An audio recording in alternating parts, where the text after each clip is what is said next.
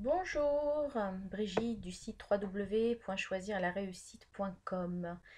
Aujourd'hui, je vous présente l'e-book Le bonheur, qu'est-ce que c'est? C'est incroyable. Quand je l'ai lu pour pouvoir vous le présenter, je me suis dit, fou, 40 pages, clairement, j'adhère pas du tout.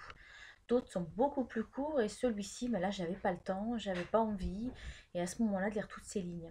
Et puis au fur et à mesure, je me suis rendu compte que je rentrais de plus en plus dans le sujet et que finalement, c'est pas étonnant que ça fasse 40 pages. Il y a tellement de choses à dire à l'intérieur. C'est vraiment clairement, on y aborde de nombreux aspects qui touchent au bonheur. C'est vraiment passionnant. Donc, je regrette pas du tout. Par exemple, un des aspects qui est essentiel mais qui est bien trop souvent négligé concerne votre alimentation. Saviez-vous que le bonheur et la tristesse apparaissent dans deux endroits différents de votre cerveau? Bah moi je l'ignorais jusqu'ici. En fait, ils expliquent que c'est pour ça qu'on peut ressentir de la tristesse et de la joie en même temps, par exemple. Quand vous laissez partir votre enfant pour l'université ou parce qu'il quitte le nid familial, bah, clairement, il va vous manquer par son absence et en même temps, vous êtes content pour lui. Donc vous êtes heureux et en même temps, vous êtes triste.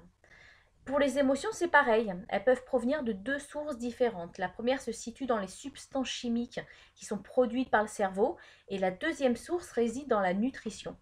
En gros, on entend les gens se plaindre et dire qu'ils en ont marre d'entendre en permanence qu'il faut manger équilibré pour une meilleure santé. Mais là, clairement, on nous explique que si le médecin nous prescrivait une ordonnance de recettes de cuisine équilibrée, finalement, bah, on réglerait déjà de nombreux soucis de santé sans aucune substance chimique. Ça fait réfléchir tout de même. Enfin, moi, ça m'interpelle de plus en plus, hein. C'est la sérotonine qui est un neurotransmetteur qui transporte le message entre les cellules nerveuses et qui va nous aider à contrôler nos humeurs. Donc si vous manquez de sérotonine, ne vous étonnez pas d'être fatigué, anxieux, voire déprimé et dépressif. Alors, je ne vais pas vous faire une liste des aliments que vous devez absolument manger pour activer votre sérotonine, tout simplement parce qu'il y a des choses qui sont valables pour certaines personnes qui ne le sont pas pour d'autres, et que beaucoup trop de personnes se contredisent.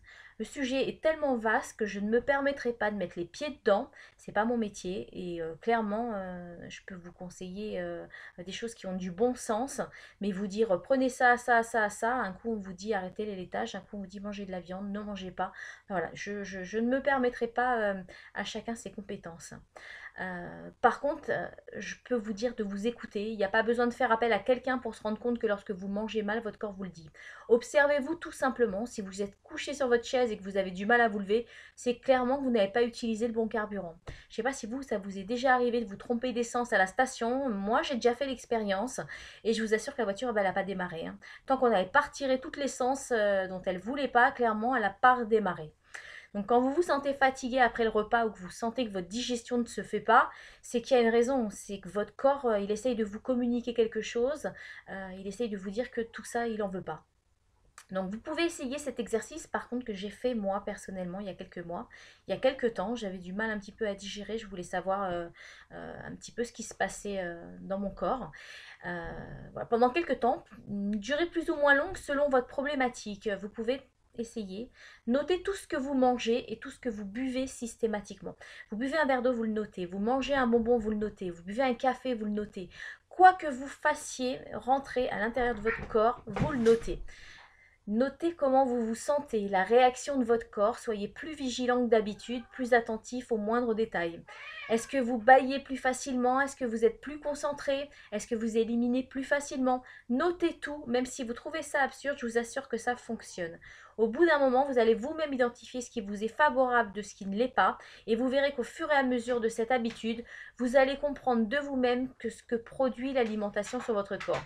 Quand vous verrez les aliments qui vous font du mal, vous aurez de plus en plus tendance à vous en éloigner, jusqu'à finalement les éliminer complètement de votre alimentation parce que vous saurez clairement identifier, attention, danger.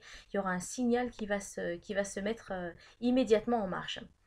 Sur ces mots, je vous dis à très bientôt, prenez soin de vous et si vous désirez retrouver cet e-book, Le bonheur, qu'est-ce que c'est? Vous pouvez cliquer sur le lien dans la vidéo ou dans la description. À très bientôt!